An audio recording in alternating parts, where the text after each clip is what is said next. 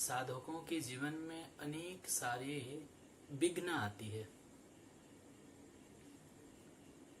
उनमें प्रमुखतया कुछ विघ्नों की चर्चा करें, जिससे हम उन विघ्नों का सामना कर सके, उन विघ्नों से बचकर भगवत भजन कर सके। सबसे पहला बाधक है भगवत विमुखों का संग करना। साधक इस विघ्न से सावधान रहे। जो मनुष्य भगवान का भजन नहीं करता, जिसका भगवत भजन में कोई रुचि नहीं है, ऐसे पुरुषों का संग नहीं करना चाहिए, क्योंकि ऐसे पुरुषों का संग करने से साधक का भी भजन में अरुचि हो सकती है। तजो मन हरि विमुखन को संग, जाके प्रियन राम वैदेही, तजिय ताहि कोटि वैरी शम, यद्यपि परम स्नेही। इसीलिए पहला विघ्न है हरि विमुखों का संग नहीं करना चाहिए, जिसके संग करने से हमारा भजन में भंग पड़े। ऐसा व्यक्तियों का संग कदापि ना करें। पहला बाधा है, पहले विघ्न है। दूसरा, अधिक बोलना। भगवत चर्चा के अतिरिक्त, भगवत नाम संकीर्तन के अतिरिक्त व्यर्थ चर्चा न करें। हाँ, जो बहुत जरूरी है, व्यवहार में बहुत आवश्यक है, तो थोड़ा बहुत उसकी चर्चा कर लें। व्यर्थ वार्तालाप न करें। ग्राम्य कथा न कहिवे, ग्राम्य कथा न सुनिवे। भगवत चर्चा के अतिरिक्त कोई व्यर्थ चर्चा नहीं करनी है। जैसे किसी की निंदा, चुगली, असत्य भाषण, अनावश्यक चर्चा, पर चर्चा, इससे बचना होगा। अधिक बोलने वालों का ये सब दोष आ जाता है, पर निंदा, पर चर्चा, असत्य भाषण। इसीलिए अधिक से अधिक मौन ग्रहण करें और अंदर ही अंदर, मन ही मन भगवान नाम का जाप करते रहें, भगवत गुणगान गाते रहें। अधिक बोलना ये भजन में विघ्न है, दूसरा विघ्न है। तीसरा, विषय भोग की इच्छा।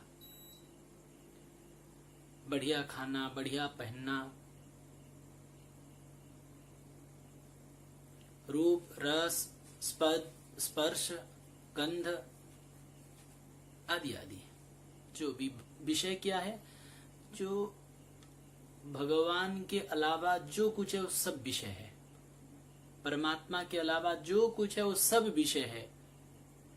इसीलिए हमें भगवान अथवा भगवत संबंधित कोई भी बात, वस्तु, व्यक्ति, स्थान का ही सेवन करना चाहिए। विषय भोग की इच्छा न हो। रजोगुणी, तमोगुणी जो भी विषय है, शास्त्र जिसको करने के लिए निषेध किया है, संत, सदगुरु, गुरुजन जो सब करने के लिए मना किए हैं, निषेध किए हैं, वो सब करने की इच्छा हो मन में, तो वो भजन में विघ्न डालता है। इसीलिए कदापि इसको स्वीकार न करें। चौथा विघ्न है अधिक निद्रा। साधक को बहुत ज्यादा नहीं सोना चाहिए, जरूरत भी नहीं है। साधक को ज्यादा से ज्यादा 5 घंटे सोना चाहिए, उससे अधिक नहीं। हाँ, शरीर वृद्ध हो या अस्वस्थ हो, बीमार हो, थोड़ा तो 6 घंटा सो सकते हैं। उससे अधिक सोने का आवश्यकता नहीं। उससे अधिक सोए तो साधक श्रेणी की नहीं कहा जाएगा। इसीलिए अधिक निद्रा भजन में बाधक है। अधिक निद्रा कब होती है? जब ये पांचवा विघ्न आता है, अति भोजन, बहुत ज्यादा खाना। बहुत भोजन नहीं करना चाहिए। भोजन अगर बढ़ेगा तो भजन घटेगा, ये प्रामाणिक बात है, ये हृदय की बात है। भोजन कम होगा तो भजन अधिक होगा, भोजन अधिक हो जाएगा तो भजन कम हो जाएगा, ये स्वाभाविक है। क्योंकि जितना भोजन करेंगे उतनी निद्रा की आवश्यकता, और चाहे जितना सात्विक आहार हो, अगर अति भोजन कर दिया जाए तो वो रजोगुणी तमोगुणी स्वभाव प्रकट कर देगा और भजन छुड़वा देगा। इसीलिए अति भोजन नहीं, सीमित हो, नियमित हो, भगवत अर्पित हो, सात्विक हो, ऐसे भोजन करनी चाहिए, अति भोजन नहीं। भगवान भगवत गीता जी में भी कहे हैं कि युक्ताहार विहारश्च, बहुत ज्यादा भोजन करना भी भजन में बाधा है, और बिल्कुल न खाना पीना भी भजन में बाधक बन सकता है। इसीलिए स्वल्प आहार करें, अपने भजन के अनुकूल भोजन करें, भगवत प्रसाद ही पाएं, शुद्ध सात्विक हल्का फुल्का पाएं, बहुत गरिष्ठ न पाएं, बहुत पुष्टिकर न पाएं। पांचवा विघ्न है अति भोजन, ये नहीं करना चाहिए साधक को। छठा विघ्न है हंसी मजाक। जैसे दिल लगी, हंसी, कोई बात पर मजाक आदि आदि, ये साधक के लिए विघ्न है। ये सब करने से साधक के चित्त चंचल हो जाता है, भगवत भजन में विघ्न पड़ता है। हंसी मजाक कैसे कौन साधक कर सकता है? जब हृदय के प्राणधन प्रभु नेत्रों के सन्मुख प्रकट नहीं है, हृदय में विराजमान नहीं है, कभी ये विषय कभी वो विषय अपने तरफ आकर्षण कर रहा है, तो साधक हंसी मजाक कैसे कर सकता है? अपने प्रभु के वियोग में तड़पने वाला साधक हंसी मजाक कैसे कर सकता है? और बिना विरह के, बिना तड़पन के प्रभु कैसे मिल सकते हैं? जैसे किसी माँ की जवान बेटा मर जाए तो उसकी माँ हंसी मजाक नहीं कर सकती, जैसे वो परम व्याकुल रहती है अपने पुत्र की याद में, इसी तरह साधक अपने प्रभु की याद में, अपने प्रभु के विरह में, अपने प्रभु के चिंतन में सदा व्याकुल रहता है, तो वो फिर कैसे हंसी मजाक कर सकता है? विषय भोग निद्रा हंसी जगत प्रीति बहु बात, नारायण हरि भजन में ये पांचों न सुहात। इसीलिए हंसी मजाक ना करे साधक, जितना अधिक हो सके गंभीर रहें, और अंदर ही अंदर मानसिक भगवान के नाम रूप लीला धाम का चिंतन करते रहें। सातवां विघ्न है स्त्री पुत्र आदि में अधिक आसक्त होना। स्त्री पुत्र परिवार इनके साथ रहना पड़ेगा, लेकिन इनमें अधिक आसक्ति होना, ये मेरे हैं, मैं इनका हूं, ये भजन में विघ्न है। मैं भगवान का हूं और भगवान मेरे हैं। आसक्ति केवल प्रभु चरणों में, ममता केवल प्रभु चरणों में, बाकी संसार से व्यवहार हो, संसार के प्रति कर्तव्य हो, संसार की सेवा भी हो, लेकिन प्रेम आसक्ति केवल और केवल प्रभु चरणों में हो। ऐसे अभ्यास करना चाहिए। अपने आसक्ति और अपने ममता को प्रभु चरणों में लगानी चाहिए। शरीर और शरीर संबंधित व्यक्ति, स्थान, वस्तु से किसी प्रकार की आसक्ति नहीं रखना चाहिए। आसक्ति जितना बढ़ेगा भजन उतना छूटेगा, क्योंकि जहां आसक्ति होता है चिंतन उसी का होता है, फिर प्रभु का चिंतन कैसे होगा? आठवां विघ्न है क्रोध। ये बहुत खतरा है। भक्ति रूपी लता को, जैसे लता को बकरी खा जाती है ना, वैसे ये भजन को ये क्रोध चौपट कर देता है। अगर एक बार क्रोध कर दिया जाए तो 1 महीना का भजन नष्ट हो जाता है। 1 महीना का भजन नष्ट हो जाता है। प्रभु ही बोल रहे थे, किसी का अनिष्ट करना हो तो उसको क्रोध दिलवा दो, क्रोधित होते ही उसका सब सुकृत नष्ट होने लगता है। इसीलिए सावधान रहे, क्रोध ना करें।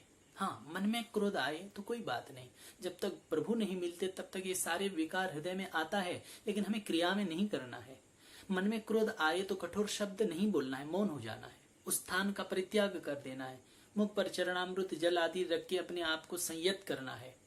किसी भी प्रकार के अपशब्द का प्रयोग हमें नहीं करना है, ऐसा दृढ़ संकल्प कर लें। भगवान से प्रार्थना करें, प्रभु से रोएं, मौन हो जाएं। हे प्रभु, हे नाथ, हे मेरे नाथ, रक्षा करो प्रभु, मुझे क्रोध आ रहा है, मुझे विकार से रक्षा कीजिए। हे नाथ, आपका भजन को नष्ट कर देगा ये क्रोध, रक्षा कीजिए, रक्षा कीजिए, रक्षा कीजिए, ऐसे प्रार्थना करना चाहिए। क्रोध ये भजन में विघ्न है, क्रोध ना करें।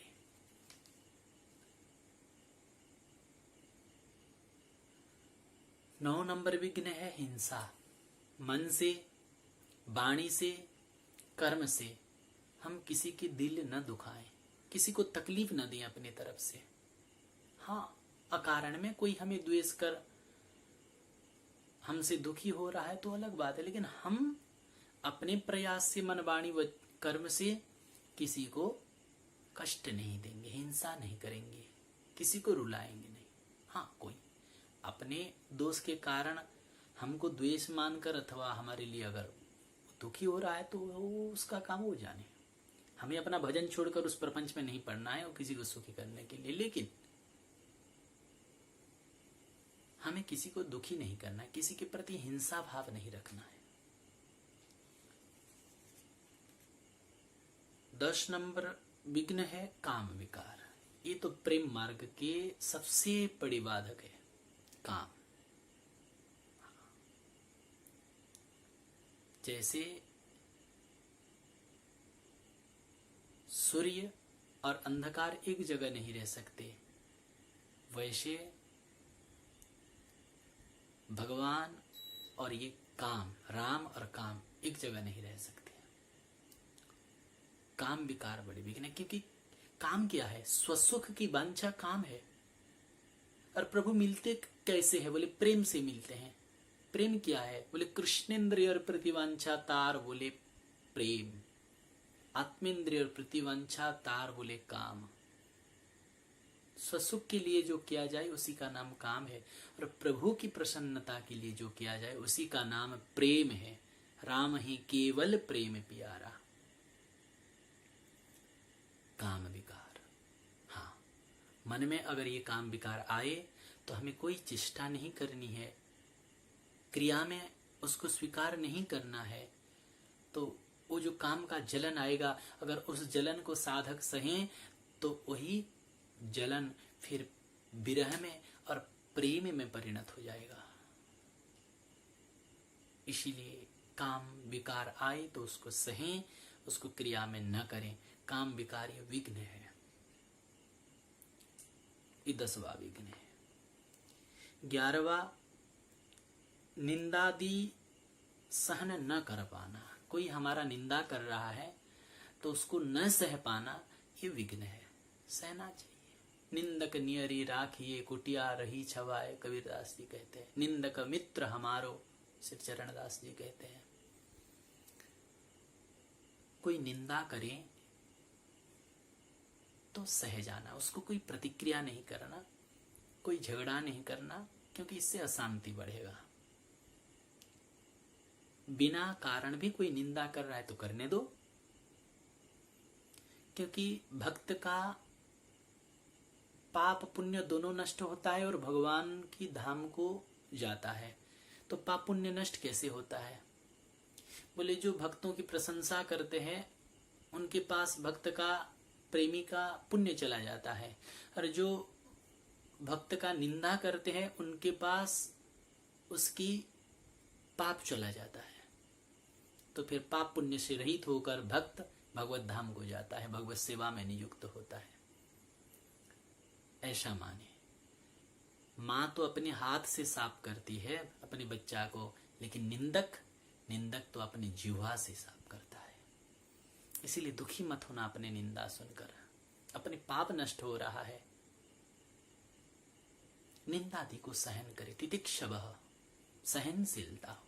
श्रीमद् भागवत एकादश स्कंद में भिक्षु गीता पाठ करने योग्य है। बिना सहे भगवान नहीं मिलेंगे, इसीलिए सहन शक्ति हो हम में, सहनशीलता हो, निंदादि को सहन करना चाहिए। सहन नहीं कर पाना ये विघ्न है। और 12वां विघ्न है स्वयं दूसरों की निंदा करना। पर निंदा सम अघन गरीषा, हमें कोई निंदा करे तो सहना है और हमें किसी का निंदा नहीं करना है। हम किसी का निंदा ना करें, हम किसी का निंदा ना करें, क्योंकि चंडाल पर निंदुक,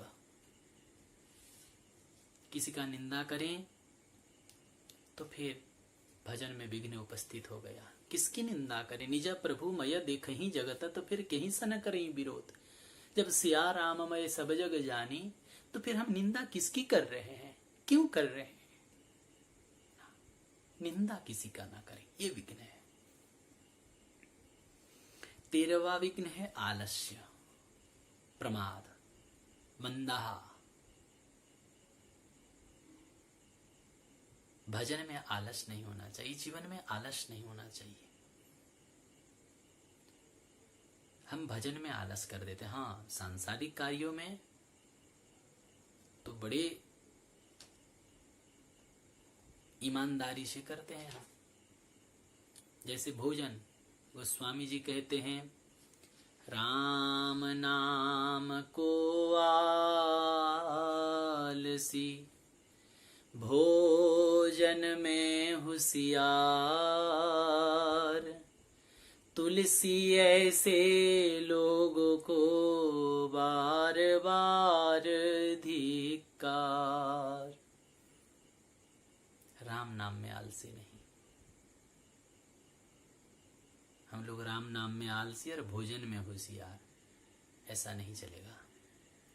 साधक को भजन में आलस नहीं करना चाहिए। भजन में आलस हो जाए तो ये साधक के लिए सबसे बड़े घाटा है। चाहे कुछ भी हो जाए, मन लगे ना लगे, कुछ भी हो जाए, आसन नहीं छोड़नी, माला नहीं छोड़नी, भजन नहीं छोड़नी, ऐसा दृढ़ संकल्प कर बैठ जाए। आलस्य न हो, भजन में आलस नहीं, जगने में आलस नहीं, सब नियमित अपने रूटीन के अनुसार, अपने टाइम टेबल के अनुसार, अपनी चार्ट के अनुसार, अपनी दिनचर्या में कोई आलस्य नहीं, कोई प्रमाद नहीं। आलस्य ही भजन के विघ्न है। 14वां विघ्न है शौकीनी, विलासिता। ऐसे पहनूं, शरीर को सजाना, ऐसे रहना, ऐसे करना, ऐसे पहनना, ऐसे खाना, रजोगुण के लक्षण है ये सब। शौकीनी नहीं होना चाहिए। भजन भक्त के जीवन, साधक के जीवन सादगी पूर्ण होना चाहिए। जितना सादा सीधा हो उतना अच्छा, जितना जीवन में सरलता हो इतना भजन के मार्ग में उन्नति को प्राप्त कर सकते हैं हम। इसलिए शौकीनी जीवन न हो, सरल सादगी जीवन हो। 15 नंबर विघ्न है प्रसिद्धि की चाह। प्रसिद्धि की कोई चाह न हो मन में। हाँ, भगवत इच्छा से किसी का प्रसिद्धि हो रहा है, हो गया है, वो ईश्वर इच्छा से जो है, जो प्रारब्ध के अनुसार जो होना है, वो अलग बात है। हम किसी प्रकार के प्रसिद्धि की चाह न करें कि इसीलिए मुझे लोग अच्छा कहें, मुझे माने, मुझे प्रणाम करे, मुझे कुछ दे। ये भजन में विघ्न है। हृदय में प्रसिद्धि की चाह न हो। अगर प्रसिद्धि की चाह आ गया ना तो भजन का नाटक हो सकता है, भजन नहीं होगा। 16 नंबर विघ्न है मान बढ़ाई। मान सम्मान मिलना, बड़ाई मिलना, पूजा करने लगेंगे लोग। प्रतिष्ठा शुकर विष्ठा, सन्मानम घोर गलनम। कोई सम्मान करे तो ऐसा समझना जैसे कोई जहर पिलाने के लिए आ रहा है। सम्मानम घोर गललम गौरवम घोर रौरवम। गौरव रौरव नरक के समान है, सम्मान गरल के समान है, प्रतिष्ठा सूकर विष्ठा के समान है। ऐसा साधक को समझनी चाहिए, क्योंकि ये मान बढ़ाई भजन में बहुत बड़ा विघ्न है। हाँ, भजन साधन को चौपट कर देता है। अपने को पुजावे की लालसा आ गया, मैं मान बढ़ाई के योग्य हूं, ऐसा मन में आ गया तो भजन का नाटक होगा, भजन नहीं होगा फिर। इसीलिए साधक इस विघ्न से सावधान रहे। 17 नंबर विघ्न है गुरुपन, अपने में श्रेष्ठ भाव, श्रेष्ठपना। मैं ये जितने लोग सत्संग सुन रहे हैं, इन सबसे मैं श्रेष्ठ हूं, मैं उपदेशक हूं, सबसे मैं अच्छा हूं। ये लोग सब गृहस्थ हैं और मैं त्यागी हूं। ये सब भजन नहीं करते, मैं इतना घंटे भजन करता हूं। अपने में श्रेष्ठपना, ये भजन में बाधक है, ये नहीं होना चाहिए। सदा तृणादपि सुनीचन, अपने को छोटा समझकर, अपने को नीच समझकर साधक भजन में प्रवृत्त रहे। 18 नंबर विघ्न है परदोष चिंतन, जिसकी चर्चा पूर्व सत्संग में हो चुका है। अन्यस्य दोष गुण चिंतन मासु मुक्त्वा, दूसरों का गुण दोष का चिंतन न करें। दोष देखना है तो अपना देखें, किसी का दोष ना देखें। ये बाधक है। किसी का दोष देखने लग जाएंगे तो भजन चौपट हो जाएगा।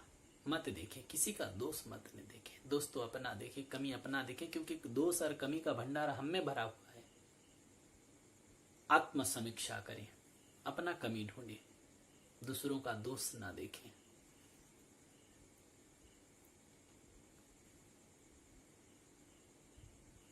और 19 नंबर विघ्न है दिखावट, जो हम नहीं है, समाज में अपने आप को ऐसा प्रस्तुत करना, दिखावट, ये भजन में विघ्न है। भगवान को दिखावट बिल्कुल पसंद नहीं। शूर्पणखा आई, भगवान के चरणों में जो आते हैं उसको स्वीकार करते हैं ठाकुर जी। विभीषण जी आए तो स्वीकार कर लिया, क्योंकि विभीषण जी सरल हृदय से दैन्यता वाणी लेकर आए। नाथ दसानन कर में भ्राता, निशिचर वंश जन्म सुर त्राता, सहज पाप प्रिय तामस देहा, जथा उलू कहीं तम पर नेहा। कह सकते थे कि मैं विश्रवा जी के पुत्र हूं, पुलस्त्य की नाती हूं, आपका भक्त हूं। नहीं, कहते हैं नाथ दसानन कर में भ्राता। दुराचारी रावण, जिसने श्री जानकी जी का हरण कर रखा है, वो रावण का मैं भाई हूं, तामस शरीर वाला हूं, राक्षस हूं, सहज पाप प्रिय लगने वाला हूं। प्रभु मुझे स्वीकार कीजिए। दैन्य वाणी सुनकर रघुनाथ जी त्रिविभूत हो गए, गदगद हो गए, हृदय से लगाकर उन्हें स्वीकार कर लिए। लेकिन शूर्पणखा को बोले रुचिर रूप धरी प्रभु पही गए हूं, बनावटी वेश बनाकर गई। तो शूर्पणखा को ठाकुर जी ने स्वीकार नहीं कि नाक कान काट कर विदा कर दिया। इसलिए दिखावट न हो, बनावट न हो, हम जो हैं, जैसे हैं, वैसे ठाकुर जी के सन्मुख प्रस्तुत हो। ठाकुर जी स्वीकार करेंगे। अपिचेत सुदुराचारो भजते माम अनन्य भाग, साधुरेव समन्तव्य।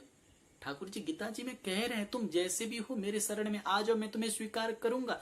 जब हमको वो स्वीकार करने के लिए जैसे हैं, जो भी हैं, हमको स्वीकार करने के लिए वो प्रस्तुत हैं, तो हम बनावट क्यों करें, दिखावट क्यों करें? संसार से प्रशंसा सुनने के लिए, दुनिया के 4 लोग हमें अच्छे कहें, इसीलिए दुनिया के 4 लोग हमें अच्छे कहेंगे तो क्या लाभ मिल जाएगा?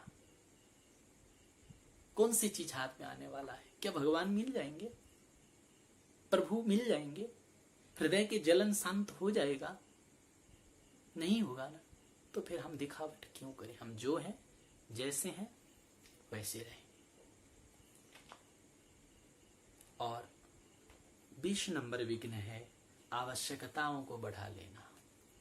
कबीरदास जी की एक दोहा बड़ी प्रसिद्ध है, साईं इतना दीजिए जामे कुटुम समाए, मैं भी भूखा ना रहूं संतन भूखा जाए।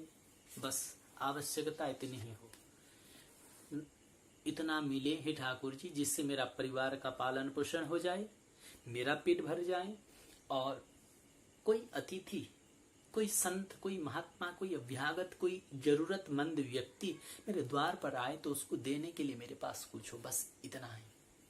शरीर की आवश्यकता तो इतना ही है, साल में 2-4 जोड़ी कपड़ा, दिन भर में भोजन के लिए 2-3 टाइम भोजन, रहने के लिए छत, बस और क्या चाहिए? शरीर की आवश्यकता तो इतना ही है ना, लेकिन मन की आवश्यकता बहुत ज्यादा है, लिमिट नहीं है तो फिर इसकी।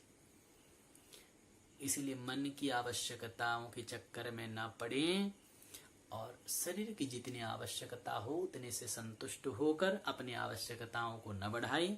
कम से कम चीज में, कम से कम सामानों पर अपनी आवश्यकता की पूर्ति करें तो भजन हो पाएगा। आवश्यकता बढ़ेगी, विलासिता बढ़ेगी, शौकीनी बढ़ेगी तो फिर भजन चौपट हो जाएगा। ये 20 विघ्न सब साधक इसको ध्यान देकर हम हृदय में धारण करें, चिंतन करें और इन विघ्नों से हम दूर रहें, इन दोषों से दूर रहें और अहर्निश दिन रात श्वास श्वास में प्रभु को याद करें। प्रभु को याद करने के लिए हम चेष्टा करें, जिसकी चर्चा हो चुकी है, आत्यंतिक साधन चेष्टा करें। तो अपने साधन से तो प्रभु नहीं मिलेंगे, लेकिन ये साधन चेष्टा देखकर प्रभु की करुणा शक्ति जागृत होगा, उनकी कृपा शक्ति द्रवीभूत होगा और उन्हीं की कृपा से फिर हमें प्रभु मिल जाएंगे। इसीलिए इन विघ्नों से बचते हुए सावधान होकर साधक रहें और भजन करते हुए अपना कालक्षेप करें। श्री ठाकुर राधा रमण लाल की जय।